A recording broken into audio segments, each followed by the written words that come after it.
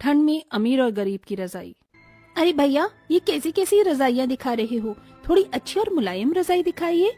Madam जी ये देखिए, ये हमारे यहाँ की सबसे अच्छी रजाइयाँ हैं। हाँ, ये वाली काफी अच्छी है। एक काम करो, ये 5 रजाइयाँ दे दीजिए। मम्मी, आप ये इतनी सारी रजाइयाँ क्यों ले रही हो? हमारे पास तो ऑलरेडी रजाई है ना। रोहन बेटा, ठंड का मौसम शुरू हो गया है, इसलिए मैं इतनी सारी रजाइयाँ ले रही हूँ, ताकि जब एक रजाई को ओढ़कर हम लोग बोर हो जाएं, तो हम न्यू रजाई ओढ़ लें। निमी की बात सुन निमी के घर में काम कर रही नौकरानी शालू सोचती है, ये अमीर लोगों की भी जिंदगी कितनी अच्छी होती है। इनके पास इतनी सारी रजाई होती है और एक हम गरीब हैं जो फटी पुरानी इकलौती रजाई में न जाने कितनी सर्दियों का मौसम गुजार लेते हैं। शालू मन ही मन अपनी गरीबी के बारे में सोचती है और सारे काम खत्म कर अपने घर जाती है, जहाँ वो देखती है कि उसके दोनों बच्चे ठंड में कपकपाते हुए रो रहे हैं। क्या हुआ बच्चों, तुम रो क्यों रहे हो? माँ, अपनी धूप में फटी हुई रजाई रखी थी ना, आपके जाने के बाद अचानक बारिश हो गई और सारी की सारी रजाई भीग के खराब हो गई। अब हम लोग क्या ओढ़ेंगे?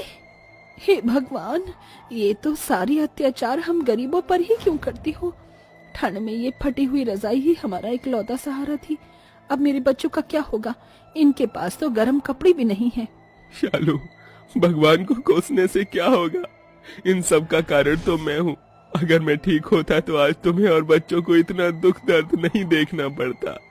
शालू का पति अमर का आधा शरीर पैरालाइज होता है, जिसके चलते वो कुछ काम नहीं कर सकता था, जिसकी वजह से शालू को ही नौकरानी का काम करके अपने घर का गुजारा चलाना पड़ता था। बच्चों, तुम यहीं बैठो, मैं कहीं न कहीं से कुछ इंतजाम करती हूँ। इतना कहकर शालू बाहर मंडी की तरफ निकल जाती है, जहाँ वो देखती है कि काफी सारे सब्जी वाले बैठे हैं, जिनके पास बहुत सारे बोरे रखे हुए हैं।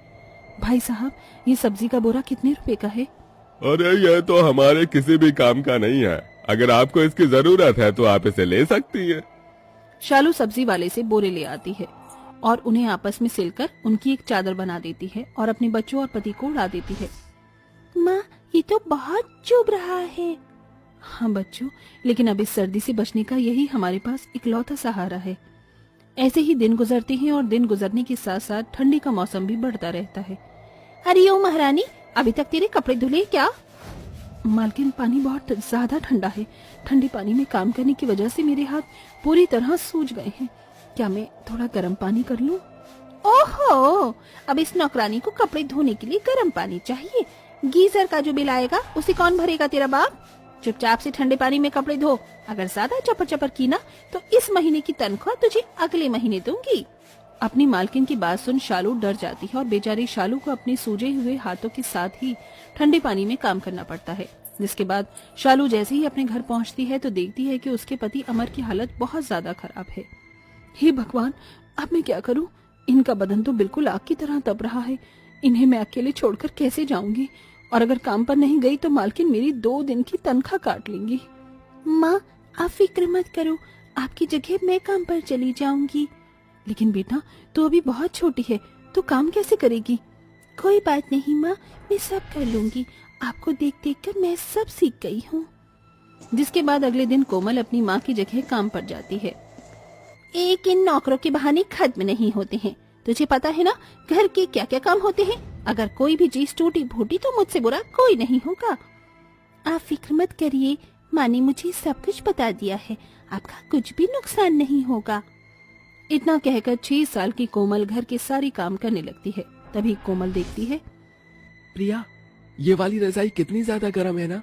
अब से मैं यही रजाई ओढ़ूंगा। इस रजाई में ये मूंगफली, गजक और लड्डू खाने में कितना ज्यादा मजा आ रहा है ना। हाँ भैया, और आपको पता है इस बार मम्मी मुझे क्रिसमस पर नए कपड़े भी दिलवाएंगी। अपनी उम्र के रोहन और प्रिया को देखकर कोमल का भी मन गजक, मूंगफली और लड्डू खाने का मन करता है और वो रोहन प्रिया के पास जाती है। सुनो, मुझे भी मूंगफली और लड्डू खाने को दो ना, मैंने सुबह से कुछ भी नहीं खाया है। छी, तुम कितनी गंदी हो, दूर जाओ। और तुम्हारी हिम्मत कैसी हुई हमारी रजाई को छूने की? क्या हुआ रोहन बेटा? माँ देखो ना, ये हमसे हमारे खाने की चीज मांग रही है और हमारी रजाई को भी छू रही है। तेरी इतनी हिम्मत कि तूने मेरे बच्चों की रजाई को छुआ? चल भाग यहाँ से, आई बड़ी मेरे बच्चों का खाने वाली। निमी और उसके बच्चों की बात सुनकर कोमल रोती हुई वहाँ से चली जाती है और घर आकर सारी बातें अपनी माँ को बताती है। माँ, मुझे भी नए कपड़े चाहिए और रजाई भी, ये बोरा बहुत चुभता है। बच्चों, मैं तुम्हारी हालत समझ सकती हूँ बच्चों, लेकिन तुम्हारी माँ के पास इतने पैसे नहीं है कि वो तुम्हें क्रिसमस पर नए कपड़े दिला सके। अपनी माँ को माफ कर देना मेरे बच्चों। इतना कहकर शालू अपने दोनों बच्चों को गले से लगा लेती है। बढ़ती ठंड की वजह से निम्मी और उसके बच्चों की तबीयत बहुत ज्यादा ही खराब हो जाती है, जिसके चलते वो सभी लोग बिस्तर पर पड़ जाते हैं। अच्छा अच्छा अच्छू, अच्छू। मालकिन, आप सभी लोग तो बहुत बीमार पड़ गए हैं। हमारे गांव में जब भी कोई बीमार पड़ता था तो हम उसे काढ़ा बनाकर पिलाते थे। मैं आप लोगों के लिए वो काढ़ा बनाकर लाती हूँ, उसे पीकर आप लोग जल्द से जल्द ठीक हो जाओगे। डॉक्टर की दी हुई महंगी दवाइयाँ से तो हम ठीक नहीं हुए, और तुझ गवार गरीब की दिए हुए काढ़े से हम लोग ठीक हो जाएंगे।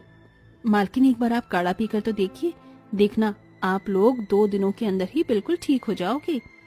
शालू देसी तरीके से काढ़ा बनाती है और अपनी मालकिन और उसके बच्चों को पिलाती है, और जब तक वो सब ठीक नहीं हो जाते उनकी दिन रात सेवा करती है। मैंने शालू के साथ कितना गलत बर्ताव किया, लेकिन इसके बावजूद भी आज वो मेरा और मेरे बच्चों का कितना ख्याल रख रही है। हम लोग दिन भर हीटर के सामने गर्म कपड़े पहने और रजाई के अंदर बैठे रहते हैं, तब भी हम लोग बीमार पड़ गए, और बेचारी शालू के शरीर पर तो एक भी गर्म कपड़ा नहीं है। मुझे तो अपने किए पर पछतावा हो रहा है। वैसे ये शालू गई कहाँ? आज तो उसकी सैलरी देनी थी और आज ही ये जल्दी घर चली गई। कल क्रिसमस है, एक काम करती हूँ, शालू और उसके बच्चों के लिए कुछ सामान ले लेती हूँ और उसकी सैलरी देने उसके घर चली जाती हूँ। वो और उसका परिवार वाले खुश हो जाएंगे।